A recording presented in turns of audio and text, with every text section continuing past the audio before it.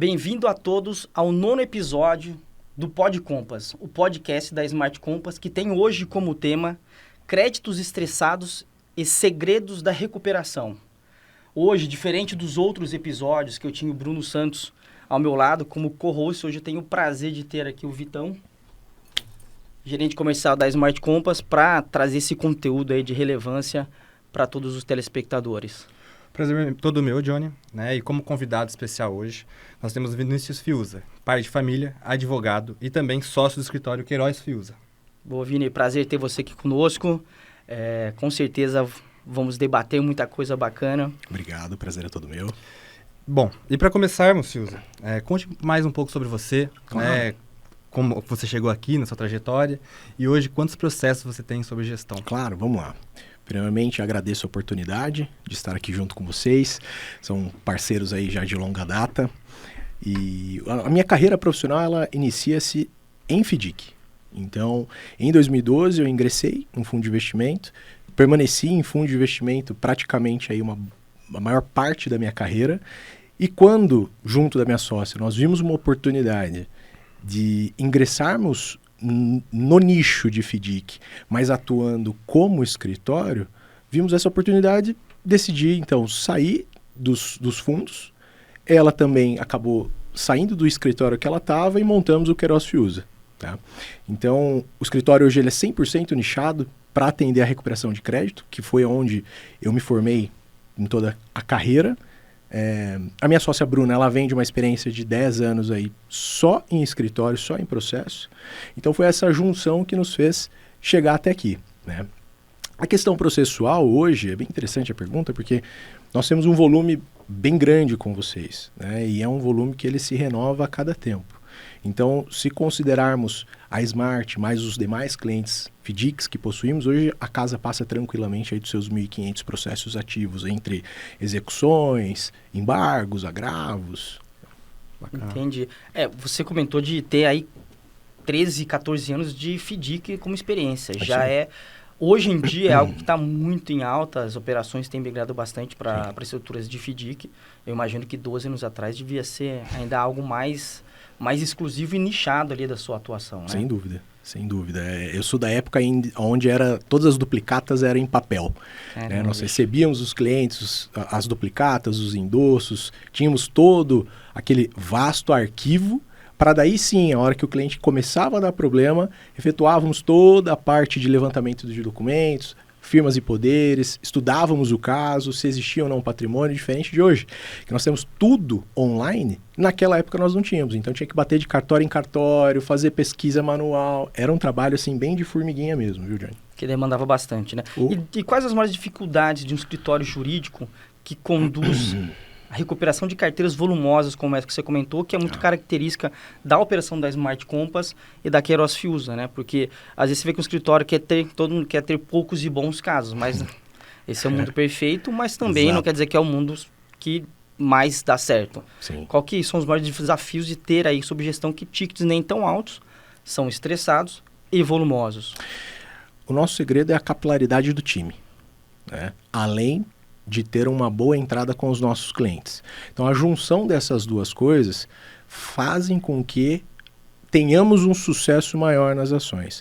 É óbvio que nós, dentre todos os processos, vamos ter ali casos que foram golpes, que de fato o devedor, às vezes é um sócio cítrico, como chamamos, e o devedor, de fato, sequer aparece na operação. Então, esses casos, obviamente, a gente encontra uma dificuldade extra, aonde aí entra o papel da Smart, no caso, nos ajuda com toda a investigação patrimonial, todo o know-how que vocês possuem, para que nós possamos, devagar e com as peças corretas, fazer a perfuração daquele processo. Então, ou seja, fazer um pedido extra, um pedido de constatação, agilizar um mandado, uma IDPJ. Então, nós vamos construindo com base nisso, mas o desafio é conseguir atingir de fato aquilo que o devedor entende como um patrimônio imperdível para ele.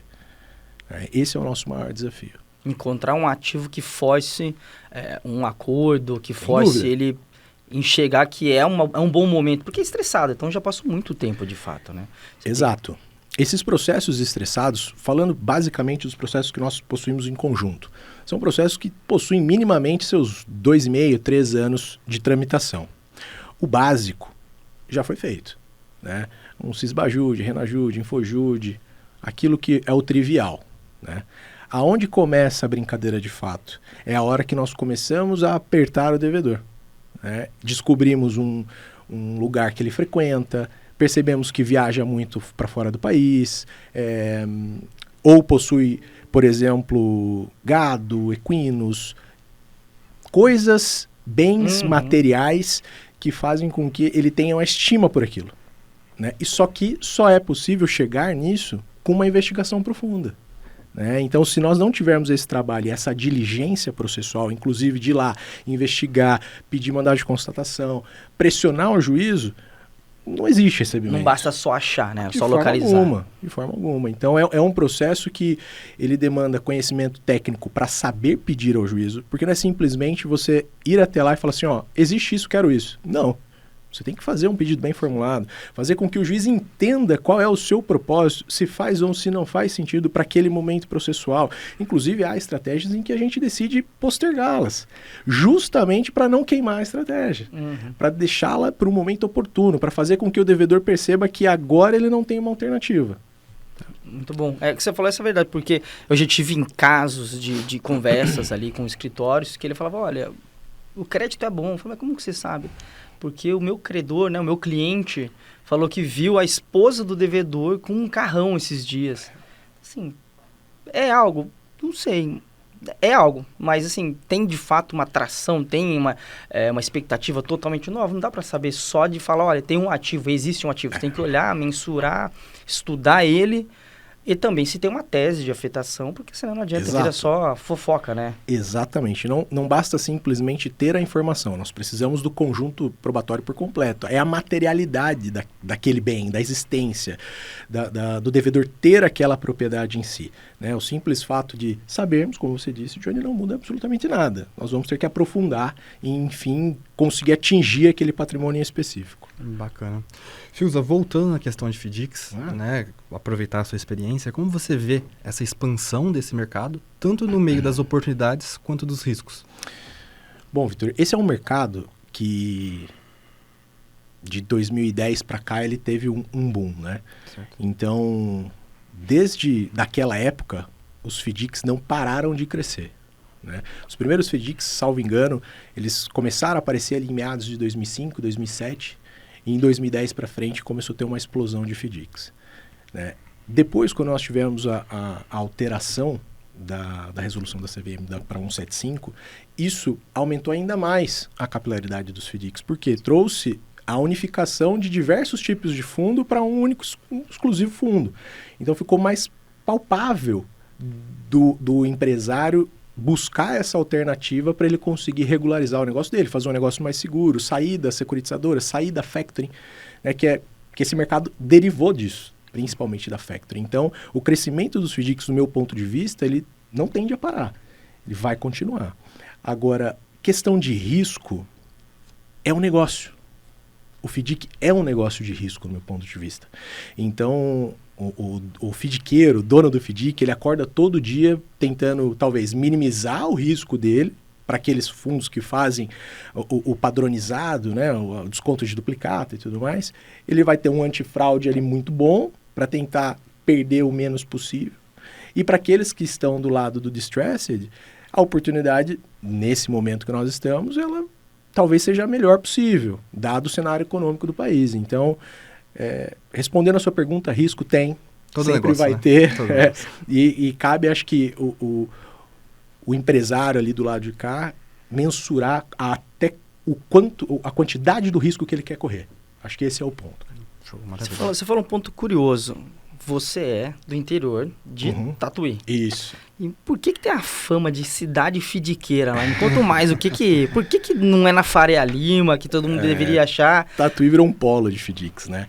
Tatuí hoje acho que deve contar com mais de 5 FDICs tranquilamente. Um dos FDICs que o nosso escritório atende é um dos FDICs mais antigos do mercado, né? E nasceu ali. Nasceu ali de um empresário que foi visionário, começou o negócio, reuniu uma equipe muito boa.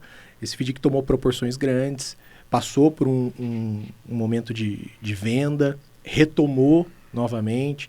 Então, depois da cidade, acho que os demais empresários perceberem essa aceitação desse veículo, houve, acho que, o interesse para a abertura de mais. Então, empresários da cidade que possuíam outro nicho acabaram ingressando também em FDIC, abriram seus FDICs, e hoje a cidade é um polo tranquilo de fundos, assim, tranquilamente. Salvo engano, eu acho que existem mais de 5. Caramba. Sim, eu estou Pelo lembrando, tamanho, né? assim, exato, pelos nomes aqui, eu acredito que existam mais de 5. Bastante. Uma cidade de quê? Mais de 100 mil habitantes, pouco mais de 100 isso, mil e tem é isso. essa estrutura. Que legal.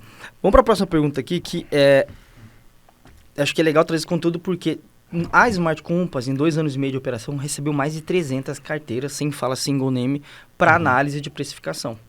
E grande parte delas passam por um processo de saneamento, do jeito que ela vem, passa por um saneamento de viabilidade jurídica. Sim. Que a gente tira prescritos, arquivados, risco de sucumbência, Sim. e assim por diante, os que não têm viabilidade jurídica. Não é nem questão de viabilidade técnica. Assim que eu não consigo seguir com aquele processo, por esses riscos. Nos fale da sua ótica jurídica, do porquê que um escritório... qual que é a dificuldade que deixa com que um processo chegue nessa fase e até perca essa validade depois de cessão para a Smart Compass?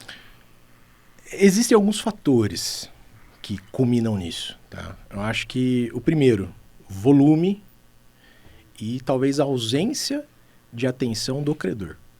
Então, quando você tem uma gama processual, uma gama de créditos muito grande, e obviamente você terceiriza esse serviço, porque é inviável você deixar tudo dentro de casa, se você não tiver os olhos atentos, se você não acompanhar, se você não, como a gente fala, tiver a gestão no pulso, você vai perder aquilo em algum momento. Você diz que isso é o credor ou o advogado do credor? O credor. O credor com o cliente ali. Porque o credor ele vai cobrar o escritório, né? E o escritório... Enfim, acontecem, porque casos que nós fazemos análises em conjunto com vocês, a gente percebe que deixam prazos transcorrerem sem movimentar o processo. Fazem o trivial, como eu disse mais cedo, as buscas iniciais, tentam uma citação. Se às vezes eles já encontram uma barreira em citar o devedor e o credor não tem eu não posso nem falar de capacidade, mas ele não consegue aprofundar as pesquisas de endereço, já começa a travar o próprio escritório. Então, por vezes, não é nem culpa do escritório por volume processual, mas sim do credor que acaba sendo displicente com aquele crédito. Entende? Pô, transferir isso para o jurídico, agora eu não vou olhar mais para esse caso. E está errado. Está errado. O escritório, na realidade, principalmente o nosso, nós construímos uma relação com o cliente que tem que ser de 2, 4, 8 mãos, para que haja o trabalho em conjunto e não existam os riscos de prescrição. Tem que ter uma sinergia ali, né? Exato, exato. Se não houver essa cumplicidade entre o credor possuir o interesse na ação e o escritório em estimular o credor para que ele se mova com informações cruciais para que o escritório possa dar o andamento, o processo vai morrer. É natural. Então é importante que haja essa sinergia entre as casas. Importante. Isso tá porque você falou o principal. Eu acho que é de percepção do cliente que contratei, assinei, espero que você faça tudo e traga a solução. É isso. Não é bem assim. Não. Precisa existir essa cumplicidade, esse sentar, olhar para aquilo, debruçar. É que muitas empresas, né, inclusive pela minha experiência, enxergam o jurídico às vezes como um centro de custos e não como uma recuperação de crédito, não como uma recuperação de ativo. Aquele título do fundo que passou 180 dias, foi para PDD, depois para write-off, a hora que você recebe aquele título perdido, ele vai para onde? Ele vai para a última linha do RE. Ele entra direto no bolso do acionista, do cotista. Então, essa mentalidade de olhar para o jurídico, para a recuperação de crédito com outro viés, precisa ser internalizada. É bom que isso não acontece em alguns fundos, porque sobram oportunidades para que possamos comprá-los, obviamente, mas aquele FDIC que quer ser atuante, que quer ter a recuperação ativa dentro do seu fundo, precisa olhar para esses processos, para aquele departamento com um viés mais de investigação, de resultado do que de custo. Né? Muito bom. Bacana. Fiuza, e continuando nessa relação credor-escritório, né, a gente sabe que tem muitos perfis de escritório que acabam tendo uma certa resistência com a cessão do crédito, né? Sim. Por diversos fatores. Sim. Como você enxerga a hora exata para essa cessão ser realizada ou manter aquele crédito? No meu ponto de vista, a tomada de decisão da cessão deve vir do credor, porque o crédito é dele.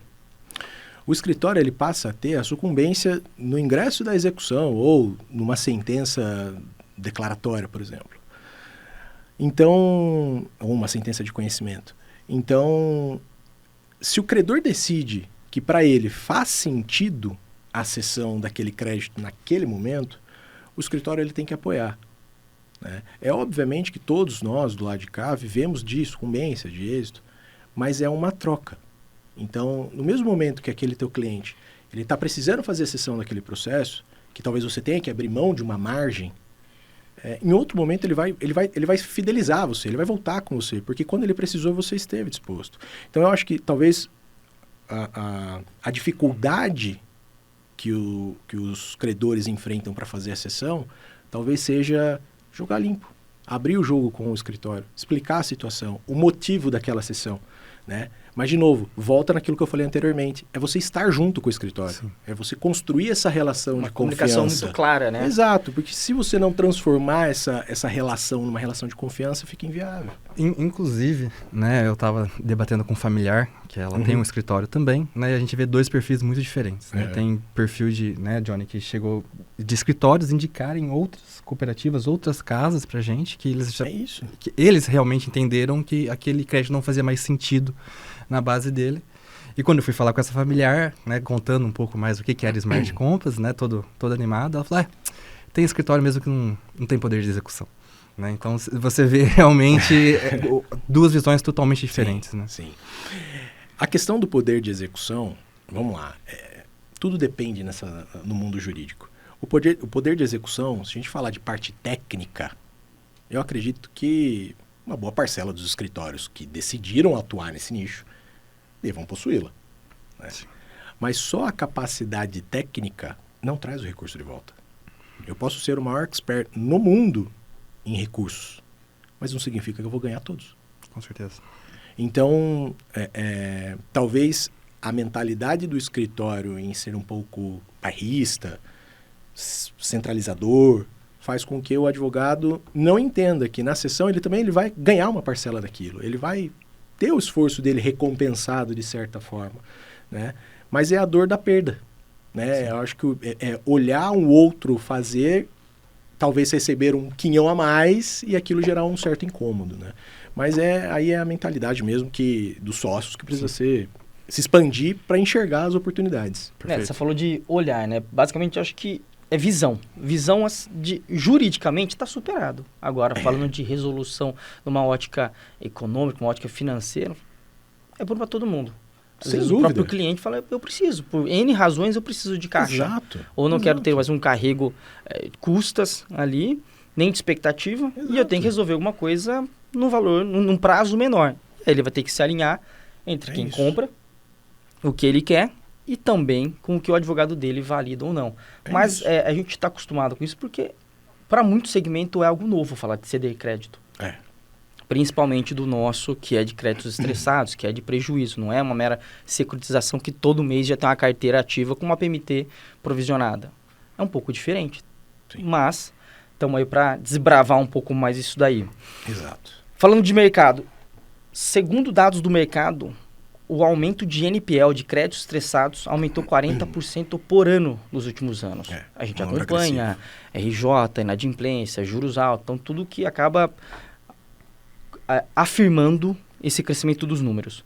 Na sua visão, escritórios jurídicos que eles estão preparados para lidar com esse volume, porque vai começar a surgir muito disso, né? Não mais aquele contencioso padrão, um civil mais tranquilinho, vai aumentar de uma forma violenta e vai demandar isso, mudar a visão, como conduz, gestão, essa comunicação mais clara.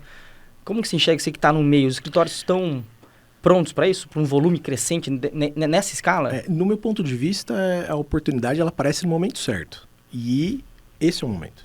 Então, aqueles escritórios, sócios que estiverem dispostos a adequarem o momento do escritório, eles vão surfar essa onda muito bem, né? E o que é adequar? É você ter o olhar ativo, é você investir em time. Não adianta você querer ter um time competente não remunerando o time adequadamente.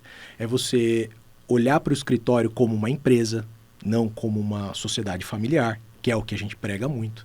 Então, é você construir um negócio sólido, fazer com que existam segregações dentro do escritório, que cada setor cuide de um momento do processo. Aí sim, você consegue atender um massificado com uma qualidade, com agilidade, entendendo a necessidade do seu cliente, sendo ativo no processo e não simplesmente cumprindo prazo.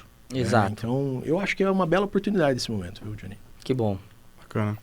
Fiuza, e né, o crédito estressado, como o nome já disse, né, diferente do crédito comum, né, ele já passou por uma esteira de cobrança, né, ele já teve uma atuação em cima dele, e ele exige um time certo, né, para estar atuando.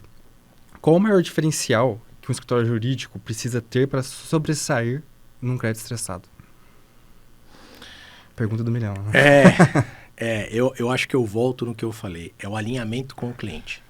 Porque se o cliente está disposto a entrar nesse mercado, automaticamente ele precisa ter a capacidade de perfuração de investigação patrimonial. Aqueles que se aventurarem no crédito estressado sem o alinhamento, no meu ponto de vista, vai acabar ficando um pouco para trás do recebimento, porque outros que estarão investindo recurso, tempo em investigação patrimonial, obviamente sairão à frente. Um processo hoje, num estudo que nós fizemos mesmo interno, ele leva mais ou menos 2 anos e meio. Um processo no curso normal. Aquele devedor que teve um problema ali, pontual, de fato deixou gerar ação, ele vai levar 2 anos e meio para que ele venha até a mesa, sente e tente fazer um bom acordo, o melhor para ele, vai de um lado, briga do outro, as partes compõem. Aquilo que passou de 2 anos e meio, dificilmente virá à mesa, a menos que você faça com que ele venha. Você force a vinda dele. Então, aqueles fundos, aquelas casas que não estiverem preparadas para forçar o devedor, no meu ponto de vista, dificilmente terão êxito. O Vitor fez essa pergunta, a gente colocou ela, até porque as ofertantes para nós sempre perguntam o que eu mando para vocês de crédito dentro de um estoque gigantesco, com uma miscelânea gigante de tipos de crédito. Sim. Extrajudicial com garantia, sem garantia, aval, risco de sucumbência, prescrição, RJ e assim por diante. E cada um tem a sua regra. Umas falam assim, o meu pode tudo menos garantia. O meu pode tudo abaixo de tantos mil. O meu pode 3 anos depois de ajuizado. E a gente vê que as empresas, algumas, já com o sistema mais maduro, têm uma forma de passar uma régua, qualificar o que do prejuízo faz sentido ou não, mas a gente fica fazendo essa dúvida também, será que os escritórios jurídicos também conseguem fazer essa devolutiva e falar, olha, da minha parte eu fiz, da parte jurídica não tem muito mais expectativas dentro do que já foi feito. Tem um estágio que os escritórios enxergam isso por tempo, por em outros indicadores jurídicos? A gente pode auxiliar, mas identificar 100% não, porque, como eu disse, eu acho que é um trabalho de mão dupla, né?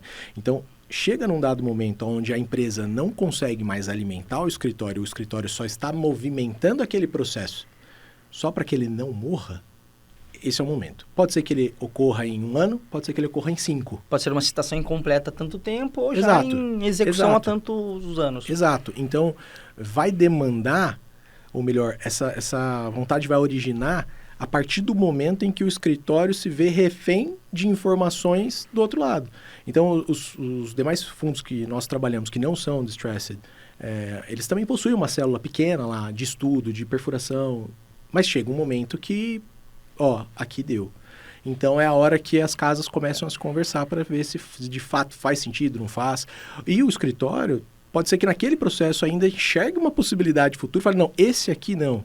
Manda os demais, mas esse a gente tem ainda mais algumas cartas na manga para tentar tirá-las, né? Mas eu entendo, Johnny, que o momento é meio que em conjunto. É a hora que a própria casa informa, fala, daqui para lá nós não possuímos mais subsídios e o escritório fez o que deu dentro das ferramentas jurídicas disponíveis no processo, praticou os atos que cabiam até aquele momento. Boa. Não podemos fugir desse tema. Inteligência artificial tem atingido todos os mercados, Sim. principalmente os jurídicos, uma vez que já existiu uma força de digitalizar grande parte delas e ainda vem um movimento de IA para integrar e otimizar e dar escala. Sim. Você acha que elas vêm mais para atrapalhar com esse fluxo de informação bizarro? Ou de fato vêm para melhorar e separar o trigo do joio? Se você souber usá-las, elas ajudam. Vou dar um exemplo muito simples. Às vezes há um processo com 1.500 páginas, você precisa sintetizar aquilo em curto espaço de tempo. A IA vai te ajudar a trazer as principais movimentações, as principais petições que ocorreram ali. Né? Mas nós, no nosso escritório, nós evitamos usar a IA, por exemplo, para construção de peças. Mas isso pode facilitar o dia a dia? Sim, mas o nosso formato ainda é diferente. Porque nós acreditamos que o manual, o olhar do ser humano vai pegar nuances no processo que a IA não vai. E eu posso te dar um exemplo. Temos um caso em conjunto com vocês que o oficial de justiça foi intimar o devedor no apartamento onde ele morava e ele certificou nessa intimação que de fato ele não morava lá, que o prédio, que o apartamento estava vazio há 4 meses. Essa certidão do oficial de justiça foi suficiente para nós conseguirmos a penhora daquele imóvel. Ele alegou que era bem de família, não juntou documento, nós ganhamos em 3 processos, em 3 recursos em instância superior. E esse imóvel vai a leilão. Talvez se fosse a IA, ela não pegasse essa nuance dessa certidão do oficial de justiça. Então, o olhar atento do ser humano, que conhece o processo, que conhece o procedimento de uma execução, é diferente. Exato. Talvez para uma área de atuação menos que demande esse feeling, nessa intervenção Perfeito. humana para achar uma entrelinha. Perfeito. Escale muito mais, né? Concordo. Ali, uma petição de juntado, algo, o trivial, é só para dar vazão, super válido. Mas, a partir do momento que você precisa se debruçar um processo para construir uma estratégia, no meu ponto de vista, né, da minha sócia em conjunto, nós partilhamos esse pensamento, o ser humano ainda enxerga coisas que a IA não vai enxergar, no meu ponto de vista, tão cedo. Muito bom. Bacana. Bom, trazendo um tema que foi notícia recente, né? Não sei se você acompanhou, né? Teve recentemente recuperações judiciais, tanto Sim. do Pão de Açúcar, né, quanto da Raizen, né? 2 gigantescos, Sim. né? Eu quero saber como você enxerga o aumento dos escritórios jurídicos que vendem essa recuperação judicial, mas não como uma ferramenta para salvar a empresa, né? Mas sim como uma estratégia empresarial de renegociação dessa dívida. Esse é um assunto até delicado, mas de fato hoje nós passamos por algumas recuperações nesses anos aí que nós estamos no mercado, de empresas que tomaram recursos no mercado de caso pensado e distribuíram o pedido de recuperação uma semana seguinte. Né? Se é ético, se não é, se está certo, se não está, do ponto de vista de escritório, não posso falar. Mas, do meu ponto de vista pessoal, eu acho que as empresas que buscam esses escritórios só para dar um tombo no mercado, elas ficam carimbadas. E dificilmente elas conseguem voltar ao mercado com a força que elas estavam antes. Acho que dentre os pedidos, inclusive dessas R-Extras que saíram recentemente, existem pedidos verdadeiros. Também toda essa estrada que a gente já está, nós vimos diversas recuperações que de fato a empresa precisava daquilo. Ela estava num momento muito frágil. Mas são poucas. Né? De fato, assim, que nós participamos, foram poucas empresas que nós vimos desde o princípio, que teve dificuldade, buscou de outras formas, tentou fazer um pool com os fundos, não deu, foi para uma recuperação. Mas, infelizmente, nesse meio, a recuperação para aqueles devedores contumazes, acabou virando um negócio. O que era para ser a última saída virou a primeira saída para alguns, dúvida. né? Primeira Sem opção. dúvida. Eu vi um número assustador, né? Eu vi que, eu posso estar errando um pouco na vírgula, né? Mas eu vi algo próximo de 40% aumento de pedidos de recuperação judicial do ano passado para esse ano. 5.600. Assustador. Mais ou Assustador. menos, né? Pedidos. Se eu não me engano, saiu no Valor Econômico logo após a RE da Raizen, que a tendência desse ano é superar 2025.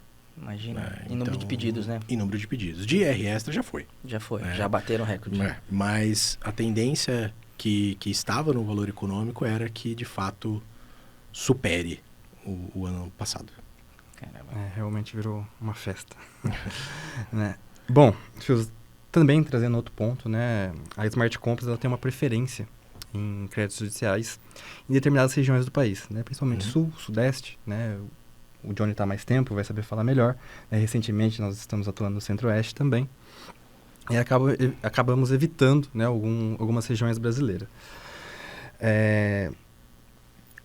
Como você enxerga essa volatilidade jurídica em cada região do país?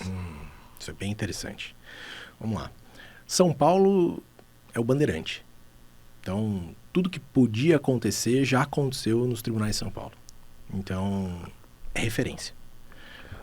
Os tribunais do Sul, falando em FDIC, também são bem atuantes. Por quê? Porque existe um polo de FDIC em Santa Catarina. Então, nós temos boas decisões lá. Onde que é Santa Catarina? Curiosidade. Santa Catarina está em Joinville, né? Em Joinville, naquele trecho. Entendi. Joinville. Então, ali tem, salvo engano, também uns 3, 4. Então, o Sul também ele é bem consolidado no entendimento sobre o fundo. Né? O que é um FDIC, o que não é, o que é uma recompra, o que é um vício. Né? Agora, os demais estados, às vezes a gente enfrenta uma dificuldade. Por exemplo, tem estado que não consegue entender a cessão do crédito. Que, em primeira instância, o juízo nega, a gente precisa recorrer. Então, casos que possuímos com vocês, vários, de fazermos a juntada da cessão, um juiz em primeira instância alegar que não era possível. Então, é um despreparo, né? Às vezes, pode ser que seja um despacho padrão, saiu, passou batido, mas não deixa de dar essa conotação. Então, assim como, às vezes você pega uma região dentro de um estado que o juiz é mega para frente, faz o processo correr, o que você pede ele dá, é pró-credor, mas o inverso também é verdadeiro. Então, essa unificação de entendimentos entre tribunais estaduais é difícil. É difícil. É o desafio, né? E o mais difícil você diz em relação ao quê? A demora para julgar de um estado para o outro? Ou é a parte documental? Explica um pouco mais pra gente o que pode ser que passa tanto. Nós temos estados que simplesmente o processo fica parado tranquilamente por 2, 3 meses. Mas por falta de contingente lá? Ou porque não é digitalizado? Não, talvez seja contingente. Às vezes a vara acumula muitas ações e não consegue dar vazão. Né? Então nós temos hoje tribunais que já possuem essa tarja. Tá lá, é lento, a gente precisa atuar de uma outra forma, ser mais diligente no cartório, pressionar, tentar despachar com o juiz para ver se o processo se movimenta um pouco mais. Tem estados que não, São Paulo, se a gente for pegar a maioria das varas de São Paulo, né, no Foro Central, andam muito bem. Aí se você vai para Sorocaba, você já tem uma morosidade em 1, 2 varas ali que chega também a demorar meses para você ter um andamento processual. E aí, Rio de Janeiro, mesma coisa. Minas, maravilhoso. Nós temos ali uma vazão legal em Minas. Goiás tem uma vazão legal. Então, depende do estado. Às vezes, aquela vara está sobrecarregada.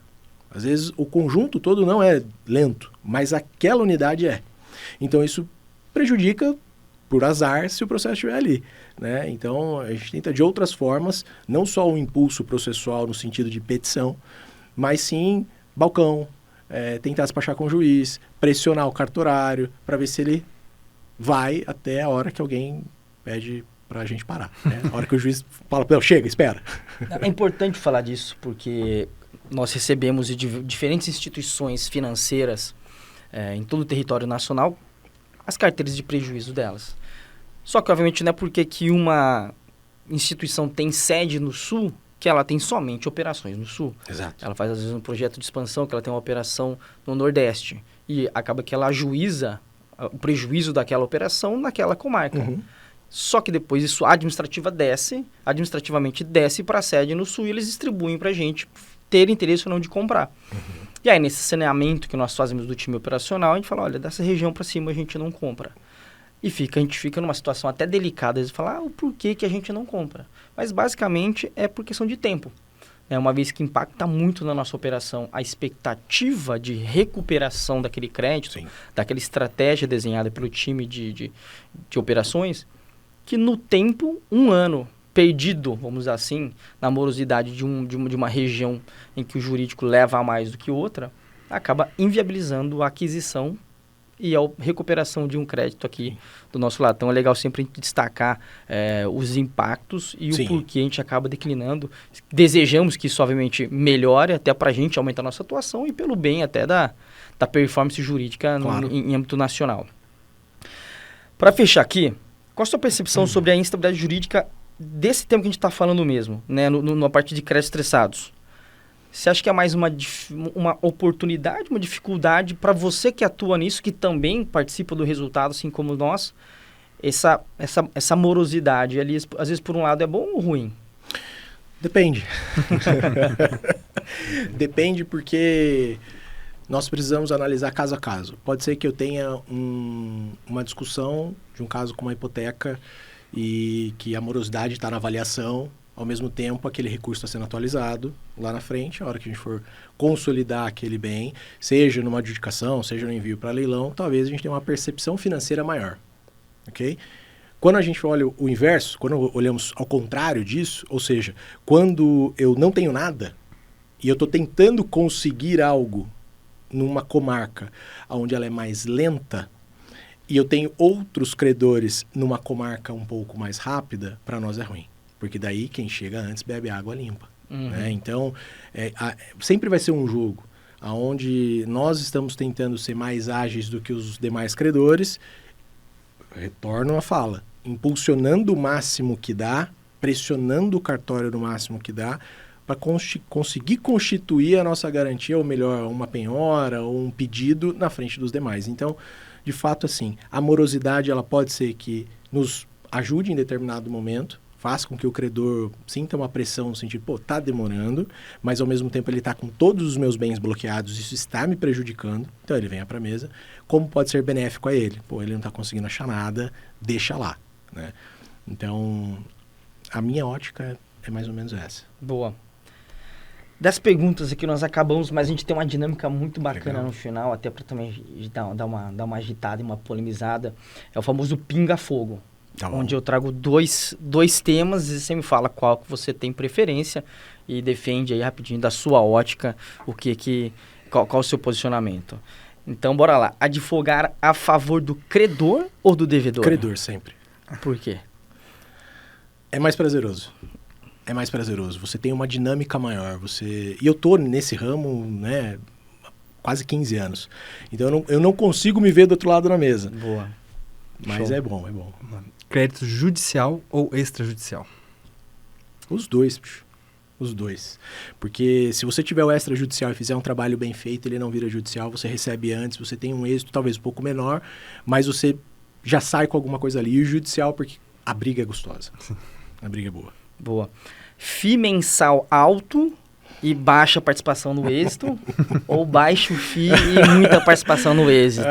Depende, pode? Pode. Se for para atuar em 2, 3 casos, a gente vai sem FII, joga o êxito lá em cima. Se for trabalhar no massificado, é imprescindível um FII alto, reduzir um pouco a margem de êxito justamente para que possa ser constituído um escritório capaz de atender a demanda do cliente. Legal, show. Negociação de acordo online ou no tete-a-tete? Tete-a-tete. Sempre. Tete-a-tete, eu gosto do tete-a-tete. Boa, é bom. Você me decepcionar se eu falasse o contrário bom, aqui. Tete-a-tete é bom. Esse acordo tem que ser no olho no olho, mão na mão. Exatamente. Palavra não faz curva. Boa. AF ou confissão de dívida? AF. Por quê?